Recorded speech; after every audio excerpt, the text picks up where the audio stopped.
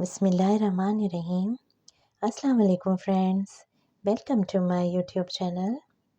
پیش خدمت ہے اردو ناول جنت کے پتے، ایپیسوڈ نمبر 39۔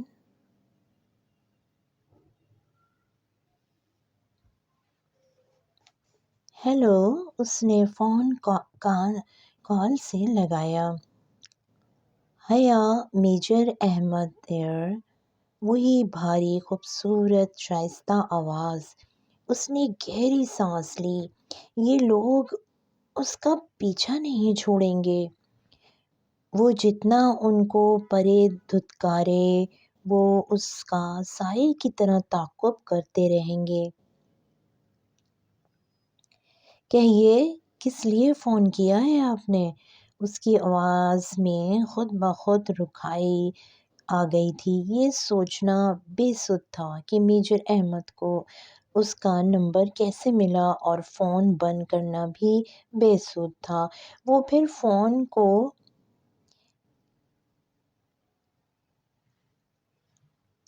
لے گا اور کرتا ہی رہے گا۔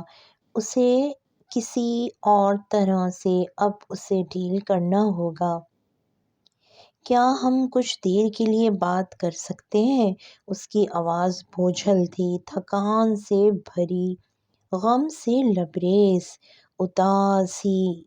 حیا نے لمحے بھر کو سوچا۔ اس کا ذہن چند خیالات کو ترتیب دینے لگا تھا۔ دیکھیں میجر احمد، اس نے سوچ سوچ کر کہنا شروع کیا،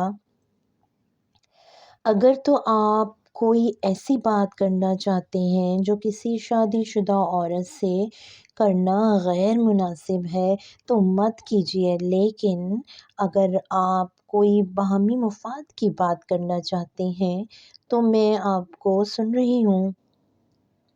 وہ چند لمحے خاموش رہا، پھر اس کی آواز فون میں ابھری، مجھے اس بات کا بہت افسوس ہے کہ آپ کے ساتھ ہوا۔ وہ ایک دم بالکل ساکت ہو گئی۔ اس کے اغوا کی خبر پھیل چکی تھی۔ تو کیا وہ سب راز نہیں رہا؟ ایک بوجھ سا اس کے دل پہ آن گرا تھا۔ فکر نہ کریں، پاکستان میں کسی کو علم نہیں ہوا۔ وہ اس کے لہجے پہ غور کرنے لگی۔ یہ کیا کوئی دھمکی تھی کہ وہ چاہے تو پاکستان میں سب کو علم ہو سکتا ہے؟ اس کے پاس یقیناً اس کی ویڈیو تھی، اور پاشا کے پاس اس کی بہت سی تصاویر۔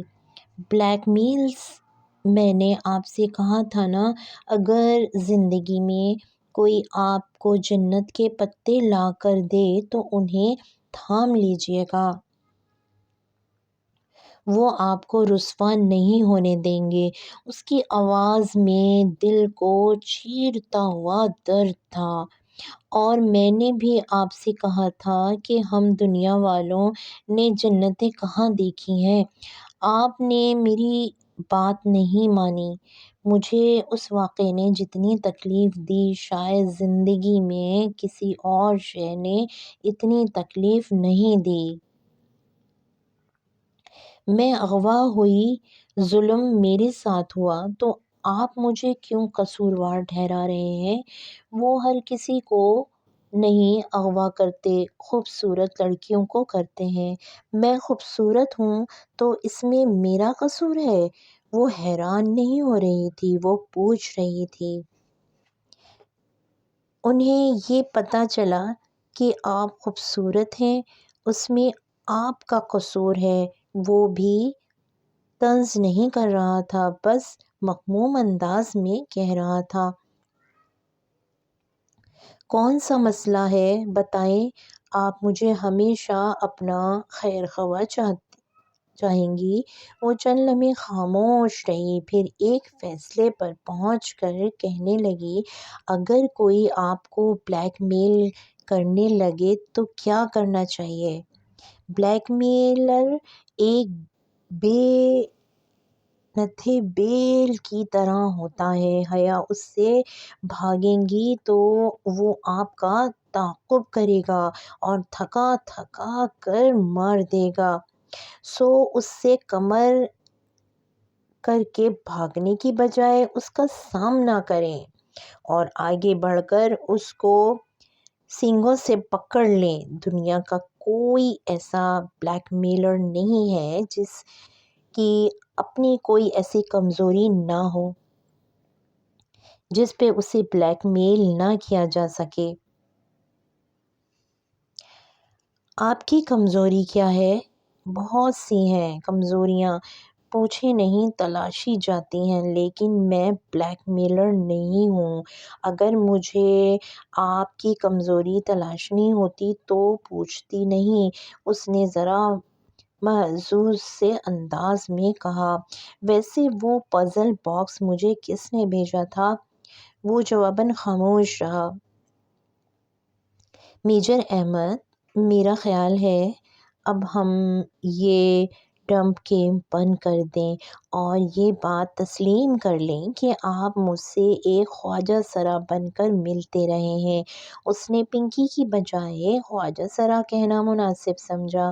میں تسلیم کرتا ہوں آپ پنکی تھے، مگر ڈالی کون تھا؟ ارے آر پی کی ماں نے بتایا تو تھا آپ کو۔ کیا میں نے کبھی ڈالی کا اصلی چہرہ دیکھا ہے؟ نہیں، آپ اسے نہیں جانتی۔ وہ باکس مجھے ڈالی نے بھیجا ہے، مگر اس کی پہلی وہ کس نے لکھی تھی؟ کون لکھتا ہے یہ پہلیاں؟ کیا آپ لکھتے ہیں؟ وہ خاموش رہا۔ میجر صاحب، مجھے سچ سچ بتا دیں، ویسے میں جانتی ہوں کہ وہ آپ ہی لکھتے ہیں۔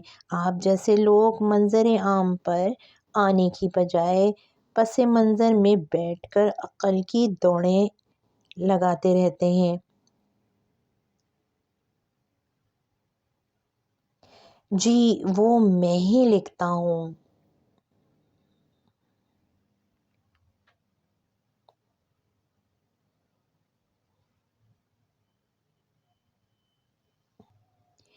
وہ کریمی آئے والی پہلی بھی آپ نے لکھی تھی، بلکہ آپ سے لکھوائی گئی تھی؟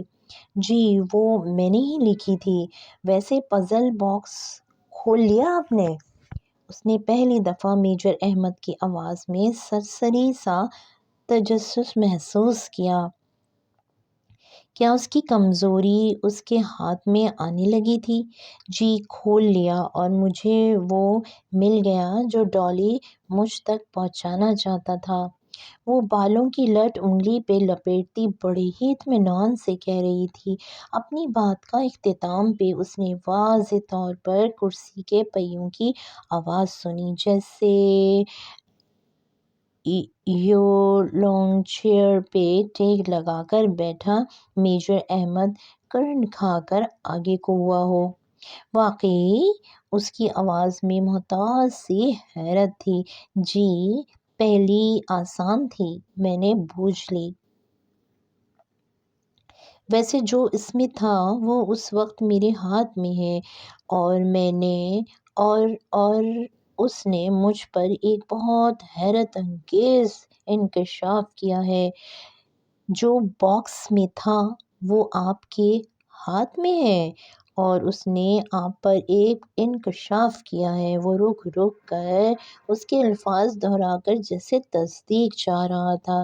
جی بالکل، جواباً وہ دھیرے سے ہنس دیا۔ نہیں، آپ سے ابھی تک وہ باکس نہیں کھلا، لیکن مجھے آپ کا یوں ذہن استعمال کر کے مجھے گھیر کر کچھ اگلوانے کی کوشش اچھی لگی۔ حیا نے تل ملا کر موبائل دیکھا۔ اسے کیسے پتہ چلا کہ وہ جھوٹ بول رہی ہے؟ اچھا، مجھے نیند آ رہی ہے، وہ ذرا بیزاری سے بولی۔ آپ بے شک سو جائیں، مگر پلیز فون بند مت کیجیے گا۔ وہ جیسے التجا کر رہا تھا۔ جب میں کچھ بولوں گی ہی نہیں تو آپ کیا سنیں گے؟ میں آپ کی خاموشی سنوں گا۔ میں سو رہی ہوں بھائی، اس نے تکیے پہ سر رکھتے ہوئے جان چھوڑو والے انداز میں کہا۔ مگر پھر اس نے واقعی موبائل بند نہیں کیا۔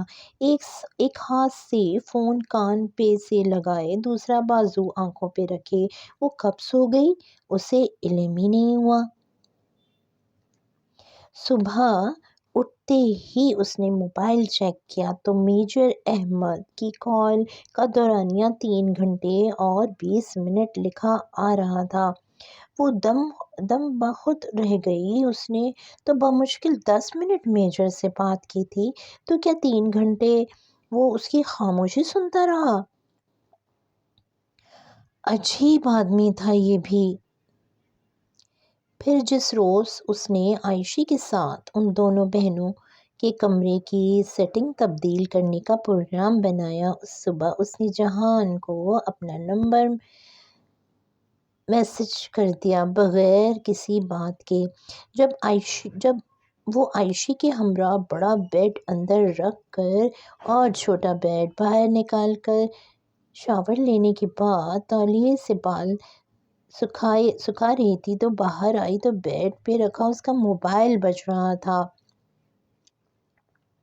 جہان کالنگ۔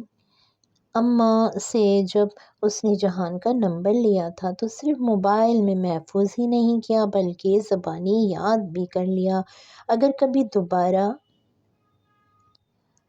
السلام علیکم، اس نے ایک دل نشین مسکراہٹ کے ساتھ فون کان سے لگایا، دوسرے ہاتھ سے وہ تولیہ نرمی سے گیلے بالوں میں رگڑ رہی تھی۔ وعلیکم السلام، کیسی ہو؟ وہ بھی دوسری طرف جیسے بہت اچھے موڈ میں تھا۔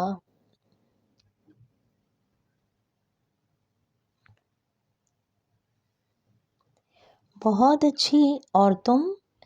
جیسا پہلے تھا۔ اور تم نے فون ٹھیک کرا لیا؟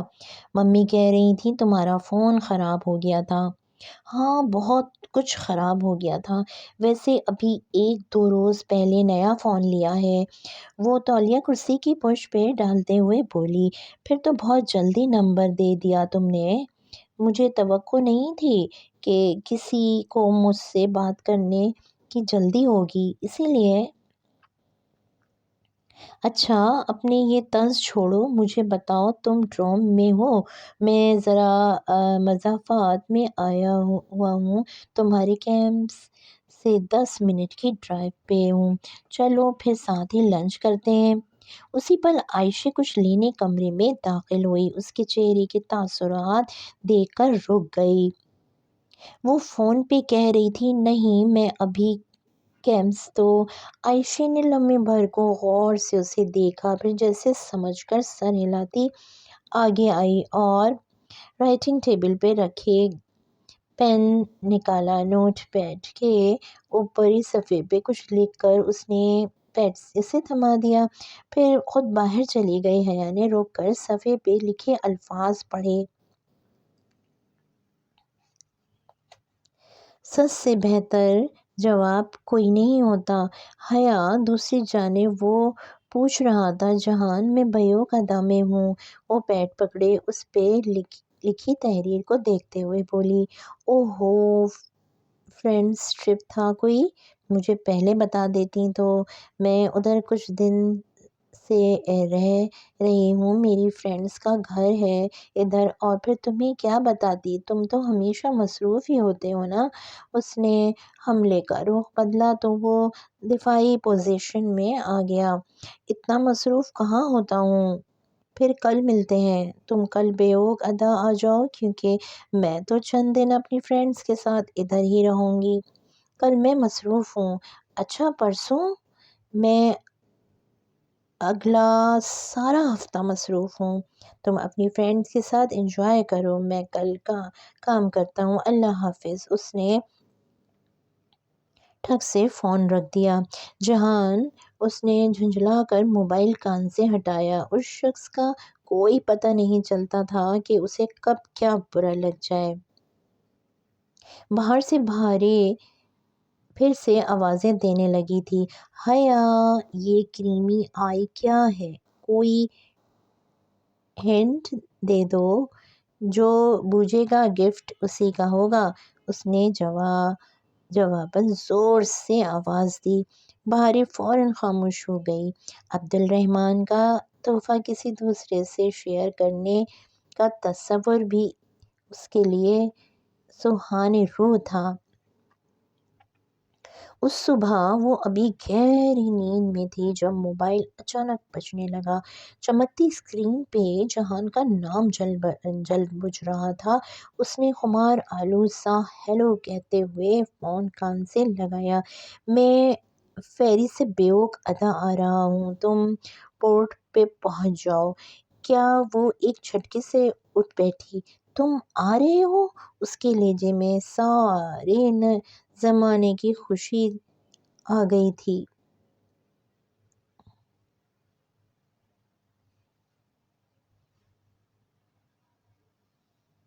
ہاں ہاں، میں نے سوچا بندے کو اتنا مصروف بھی نہیں ہونا چاہیے۔ وہ ہنس کر بولا۔ وہ لحاف پھینک کر باہر بھاگی۔ عائشہ کچن میں کام کرتی نظر آ رہی تھی۔ بہاری کرسی پہ بیٹھی ناشتہ کر رہی تھی۔ آج تم جنگل نہیں جاؤ گی؟ بس میں نے کہہ دیا، حلیمہ آنٹی نے کہا ہے کہ تمہیں پورا سبق دوبارہ یاد کرنے کی ضرورت ہے۔ مگر عائشہ، بہاری نے منہ بسور کر پلیٹ پرے ہٹائی۔ عائشہ، مجھے پورٹ جانا ہے۔ وہ بھاگتی ہوئی چوکھٹ پہ آن رکی۔ میرا کزن آ رہا ہے استنبول سے۔ ٹھیک ہے، پھر ہم پہلے پورٹ چلے جائیں گے۔ ٹھیک۔ وہ اپنی خوشی چھپاتی تیار ہونے واپس بھاگ گئی۔ 2 روز قبل حلیمہ آنٹی نے عائشہ کے ہاتھ اس کے لیے ایک میرون رنگ کے شیشوں کا کام والا کرتا بھیجا تھا۔ اس نے نیلی جینس پہ وہی گھٹنوں تک آتا کرتا پہن لیا اور گیلے بال چھوڑے۔ کندھوں پہ اس نے عائشہ کا میرون پونچو پہن لیا تھا۔ بہاری کو حلیمہ آنٹی کے پاس چھوڑ کر وہ دونوں فیری پورٹ پر آ گئیں۔ فیری بھی 5 منٹ قبل پہنچا تھا۔ ٹورسٹ کا ایک بحربکران اس سے اتر رہا تھا۔ وہ آنکھوں پہ ہاتھ کا سایہ کیے فیری سے اترتے لوگوں کو متلاشی نگاہوں سے دیکھنے لگی۔ تبھی اسے جہان نظر آیا۔ وہ نیلی جینس کی جیبوں میں ہاتھ ڈالے سامنے سے چلتا ہوا آ رہا تھا۔ اس نے بھی اوپر میرون سویٹر پہن رکھا تھا۔ جہان کو اپنے قریب دیکھ کر وہ بے اختیار مسکرا دی۔ جہان، او! اس نے ہاتھ اونچا کر کے ہلایا۔ جہان نے دیکھ لیا تھا۔ تبھی دھیما سا مسکراتا ان کی طرف آ گیا۔ واؤ! تم تو ٹائم پہ پہنچ گئی۔ تھینکس۔ یہ میری فرینڈز ہے عائشہ گل۔ میں اسی کے ساتھ رہ رہی ہوں۔ اور عائشہ، یہ میرا کزن ہے جہان سکندر۔ السلام علیکم۔ عائشہ نے بڑے نرم ازلی خوش اخلاق انداز میں سلام کیا۔ وعلیکم السلام۔ اس نے مسکراتے ہوئے سر کو جنبش دی۔ تو تم ان کی بن بلائی مہمان بنی ہوئی ہو؟ ارے نہیں، بن بلائی کیوں؟ ہم تو خود حیا کے فرینڈ ہیں۔ چند دن ادھر رکنے کا کہا تھا۔ عائشہ ذرا جھنپ گئی۔ پھر تھوڑی دیر ہی وہ رک پائی کہ اسے جنگل جانا تھا۔ وہ چلی گئی تو وہ دونوں بندرگاہ سے ہٹ کر سڑک کی طرف آ گئے۔ میرون اور نیلے رنگ میں ملبوس وہ سڑک کے کنارے چلتے بالکل ایک سے ہی لگ رہے تھے۔ تمہارا فون اتنی افراتفری میں آیا کہ میں ناشتہ بھی نہیں کر سکی۔ مین بازار میں ریسٹورنٹ کے کھلے فرنٹ سے اشتہار انگیز سی خوشبو آ رہی تھی۔ پھر جاؤ اور میرے لیے بھی ناشتہ لے آؤ، مگر پے میں کروں گا۔ اس نے والیٹ نکال کر چند نوٹ نکالے۔ ترک رواج کے مطابق ادائیگی ہمیشہ میزبان کرتا ہے، اور ادھر میزبان میں ہوں جہان۔ چھوڑو ترک کو، ہم پاکستانی ہیں۔ شکر تمہیں یاد تو رہا۔ اس نے نوٹ پکڑے اور ریسٹورنٹس کی قطار کی سمت چلی گئی۔ وہاں سڑک کے ایک طرف ریسٹورنٹس تھے تو دوسری طرف قطار میں بینچ اور میزیں ایسے لگی ہوئی تھیں جیسے کسی چرچ میں لگی ہوتی ہیں۔ درمیان میں کھلی سرمئی سڑک تھی جو گزشتہ رات کو بارش سے ابھی تک نم تھی۔ جہان ایک بینچ پہ بیٹھ گیا اور کونیاں میز پہ رکھ کر دونوں مٹھیاں باہم ملا کر ہونٹوں پہ رکھے اسے دیکھنے لگا جو سڑک کے پار ایک ریسٹورنٹ کے سامنے کھڑی ہوئی تھی۔ چند لمحے کے بعد ہی وہ پلٹی تو اس کے ہاتھ میں ٹرے تھی جس میں کافی کے کپ اور سینڈوچز رکھے ہوئے تھے۔ اس نے ٹرے میز پہ جہان کے سامنے رکھی۔ شکریہ، اس نے مسکرا کر کہتے ہوئے ایک کپ اٹھا لیا۔ اور اب تم واپس استنبول آ جاؤ، بہت رلا لیا ادھر، بہت رہ لیا ادھر۔ کیوں؟ کافی کا کپ لبوں تک لے جاتے ہوئے وہ بے ساختہ رکی تھی۔ ممی تمہیں یاد کر رہی تھیں۔ صرف ممی؟ اس نے سوچا، پھر سر جھٹک کر پھیکا سا مسکرائی۔ تو پھر جہان سکندر 1 گھنٹے کی مسافت طے کر کے مجھ سے ملنے آنے کا احسان کتنے دن تک جتائیں گے؟ جہان مسکرا کر کچھ کہتے کہتے رکا، اس کی آنکھوں میں الجھن بھری۔ تمہاری آنکھ پہ کیا ہوا ہے؟ اس کی نگاہیں حیا کے چہرے پر سے پھسلتی گردن پہ جا ٹکیں۔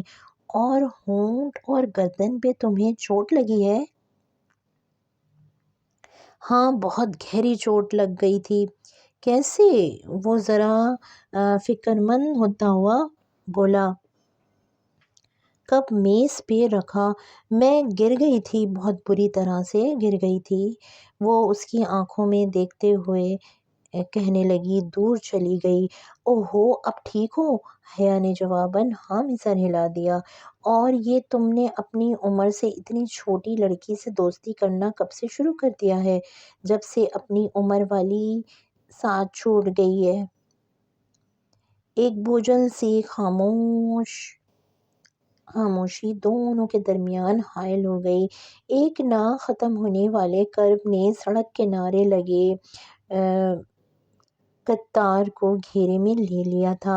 قریب میں ایک بچہ 3 گیندیں جو موٹے موٹے زرد لیموں سے مشابہ کرتی تھیں یوں اچھالتے ہوئے چلا رہا تھا کہ کوئی گیند گرنے نہ پاتی تھی۔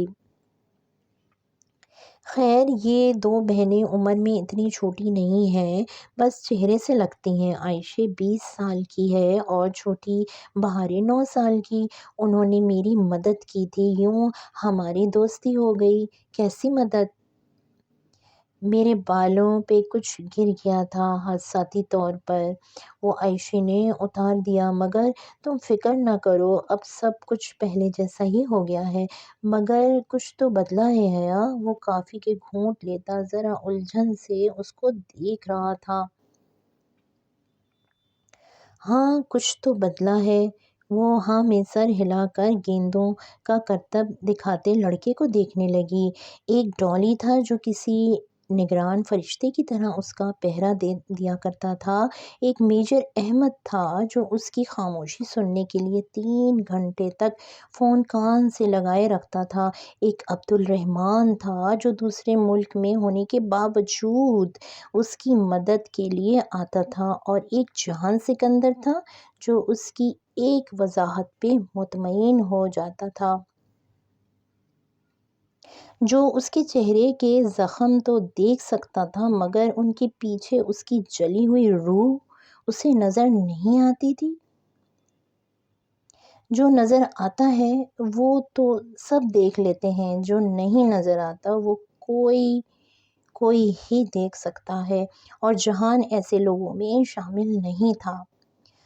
اچانک میسج ٹون بجی تو جہان نے موبائل جیب سے نکالا اور دیکھا ممی کو بتا کر نہیں آیا تھا، اب ان کی تفتیش شروع ہو گئی ہے۔ وہ پیغام کا جواب ٹائپ کرتے ہوئے مسکرا کر کہنے لگا، تم جتنی ان کی مانتے ہو میں جانتی ہوں۔ وہ مجھ سے کچھ منواتی نہیں ہے، ورنہ شاید میں ان کی واقعی مانتا۔ اس نے پیغام بھیج کر سیل فون وہیں میز پہ رکھ دیا۔ حیا نے ایک نظر اس کے فون کو دیکھا تو وہ سم ون اسپیشل کون تھا جس نے تمہیں یہ فون گفٹ کیا تھا؟ جہان نے موبائل اٹھا کر اس کی طرف بڑھایا۔ یہ تم رکھ لو، میں اور لے لوں گا۔ اتنے سوال پوچھتی ہو نا تم میرے فون کے بارے میں۔ حیا نے فون اس کے ہاتھ سے لے کر واپس میز پہ رکھا۔ بات کو مت ٹالو، میرے سوال کا جواب دو۔ نہیں، تم فکر نہ کرو، کسی لڑکی نے نہیں دیا تھا، یہ میرا آفیشل فون تھا، میری جاب کا فون، میرے باس نے دیا تھا۔ تمہارا باس؟ اس کی آنکھوں میں الجھن بھری۔ مگر تم تو اپنا کام کرتے ہو نا؟ ہمیشہ سے تو اپنا نہیں کرتا تھا۔ یہ ریسٹورینٹ تو 1.5-2 سال پہلے ہی کھولا تھا، اس سے پہلے تو بہت سی جابس کی ہیں۔ وہ زرد گیندیں اچھالتے بچے کو دیکھ کر دھیما سا مسکرا کر کہہ رہا تھا۔ اس وقت اس کی آنکھوں میں کوئی ایسا نرم سا تاثر تھا جو حیا نے صرف ایک دفعہ پہلے دیکھا تھا، جسے وہ کچھ یاد کر رہا تھا، کوئی گم شدہ قصہ۔ ایک بات کہوں جہان، مجھے لگتا ہے کہ تمہیں اپنی جاب اور اپنا باس بہت پسند تھا۔ وہ بغور اس کے چہرے کے تاثرات کو دیکھتے ہوئے بولی۔ تو جہان نے بری طرح سے چونک کر اسے دیکھا۔ تمہیں ایسا کیوں لگتا ہے؟ کیونکہ ابھی اپنے باس اور جاب کا ذکر کرتے ہوئے تمہاری آنکھوں میں جو چمک اور محبت نظر آئی ہے نا، یہ میں نے پہلے تب دیکھی تھی جب تم ہمارے کچن میں مجھے اس اسپیشل گفٹ کے بارے میں بتا رہے تھے، اور اب بھی یہ سب کہتے ہوئے تمہارا چہرہ ایک دم سے اتنا گلو کرنے لگ گیا کہ مجھے لگا اس ذکر سے وابستہ کوئی خاص یاد تمہارے ذہن میں چل رہی ہے۔ تم تو چہرے پڑھنے لگ گئی ہو۔ وہ جیسے سنبھل کر مسکرایا۔ بتاؤ نا، تمہیں یہ پچھلی جاب بہت پسند تھی؟ ہاں ہاں، بہت زیادہ، بڑے عیش تھے تب۔ اپنی راجدھانی، اپنی جگہ کی بات ہی کچھ اور ہوتی ہے۔ وہ اپنے چہرے کے تاثرات کو ہموار رکھے دوبارہ کہیں پیچھے نہ جانے کی کوشش کر رہا تھا، تو چھپانے کی کوشش کر رہا تھا۔ تو وہ جاب کیوں چھوڑ دی؟ بعض دفعہ انسان کو بہت کچھ چھوڑنا پڑتا ہے، اپنی سلطنت سے خود کو خود جلا وطن کرنا پڑتا ہے۔ ان شہزادوں کے جزیروں کو ترک میں ایڈلار کہتے ہیں، کیونکہ یہاں ان شہزادوں کو جلا وطن کر کے بھیجا جاتا تھا جو سلاطین کو اپنے تخت کے لیے خطرہ لگتے تھے۔ وہ بات کو کہیں اور لے گیا۔ ہاں، اور میں سوچتی ہوں جہان، وہ جلا وطن شہزادے اپنے پرانے شاہانہ دور کا کتنا یاد کرتے ہوں گے نا، اور جو خود کو خود ہی جلا وطن کرتے ہیں، ان کی یاد میں تکلیف بھی آ جاتی ہے۔ پھر اس نے دھیرے سے سر جھٹکا۔ آؤ سمندر پہ چلتے ہیں۔ کچھ دیر بعد وہ دونوں ساحل سمندر پہ پتھروں کی قطار پہ چل رہے تھے۔ ہوا سے حیا کے بال اڑ اڑ کر جہان کے کندھوں سے ٹکرا رہے تھے۔ تمہارا ریسٹورینٹ کیسا ہے؟ کیسا چل رہا ہے؟ کیسا جا رہا ہے؟ رینوویشن کروا رہا ہوں، اور میری لینڈ لیڈی بھی کوئی وکیل کر رہی ہے میرے خلاف۔ میری یہ سمجھ میں نہیں آتا کہ اس کے پاس ایک دم سے خود کا اتنا پیسہ کہاں سے آ گیا کہ وہ اتنا مہنگا لائر کر سکے۔